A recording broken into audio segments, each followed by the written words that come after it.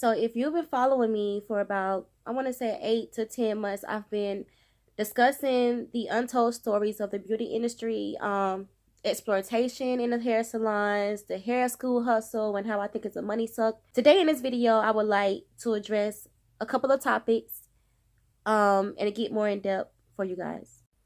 So some of the things I've been discussing in my later videos, I've noticed that now it's been surfacing on the internet where they're talking about the hair school in a way is not really it's very misleading to the students. And I've seen some articles about hair braiders not being able to work in hair salons without a cosmetology license, even though it's doing the same thing and they need a hair license even though they have a braider's license. It's crazy, but I'll explain to you that later. I can only speak for myself, so whatever I say in this video is only my opinion. That's only one opinion in the whole world.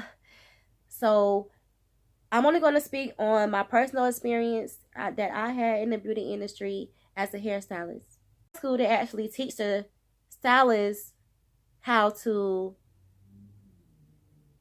work for someone. Meaning, when you get out of hair school, entry level, they require every student to go work at a corporation now. I know that might sound good, like, hey, yeah, she can work somewhere, get her feet wet.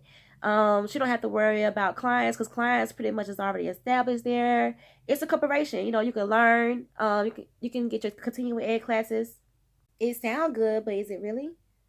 Because to me, in my instance, it enabled me because I got lazy. It made me think like, hey, you know what? I don't have to work as hard. I don't have to, I have a salon. I'm under a corporation. I'm under an umbrella where they can take care of me, giving me false hope, telling me I can own a hair salon. And if I just continue just to be on the right path and climb up that ladder and that pyramid scheme is going to work, right? Wrong. Got out of hair school, into the field, into the lion's den. It was crazy. All the stuff they promised us, and you can get a mentor, you can do this, and you can. It was all the money suck. It was all empty promises, to get us excited and have this some kind of fantasy for some odd reason. I don't know. My experience was different. As soon as I graduated, the first thing I thought about was how in the hell I'm going to pay all this money, all this student loan. Like, how I'm going to recoup all this money.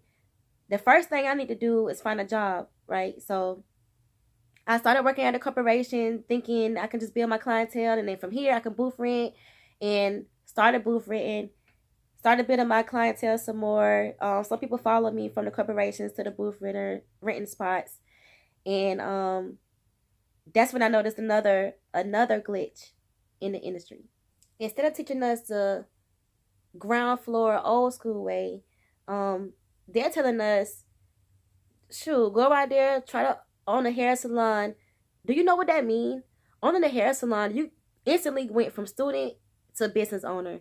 And that's a whole different ball game. So when you go into these hair salons and rent out booths, like, you're not only a hairstylist, you a tax preparer, you a mentor, you pay for a space like a landlord, like you're paying a landlord. You a salesman because now you selling your own products, and it's like you're doing your own taxes, and you just have to do everything. You have to promote yourself and advertise yourself, and social media. Oh my gosh, we don't want to start on social media. Like, you just have to put yourself out there and do the ground floor work and the hustle that they don't teach you in hair school.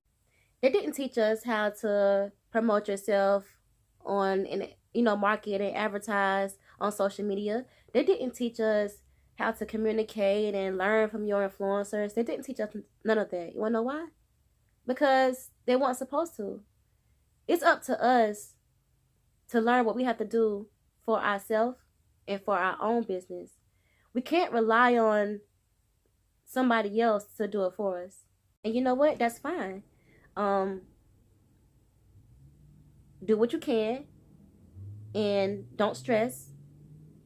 Um, because the people who gonna rock with you is gonna rock with you no matter where you at. You can do hair out of a box. If they like your work, they will follow you. You can do hair out of a shack. If they like your work, they will follow you no matter where you at if they really want to come. And if they don't want to come, oh well, maybe that client wasn't for you. Maybe you wasn't for that client. So you just have to find your niche and cater to that particular audience, because everyone is not for everything. Like with me, I thread eyebrows, and in my area, most people get their eyebrows waxed. Some women don't even know what eyebrow threading even is. So I had to stop just trying to cater to everybody and just start being myself and let those who like what I do come to me. And it's not going to be easy. Being an inspiring entrepreneur, it's hard. It's going to be hard every time. It's going to be harder as you get more advanced. It's going to get harder over the years and as you grow. But it's going to feel so good. It's going to pay off at the end because you earned it. You did that. You went out here and met these people. You went out here and, pretty much did what salon owners do, you know? So you should be proud of yourself. You the one who, you put yourself out there, you put your work out there, and you reaping the benefits. So don't let no one steal that from you. Ladies, look at me when I say this. Stay with a positive attitude. Stay prayed up and do not care what nobody think about you. Oh yeah, and stop hating on winners. They use that as fuel.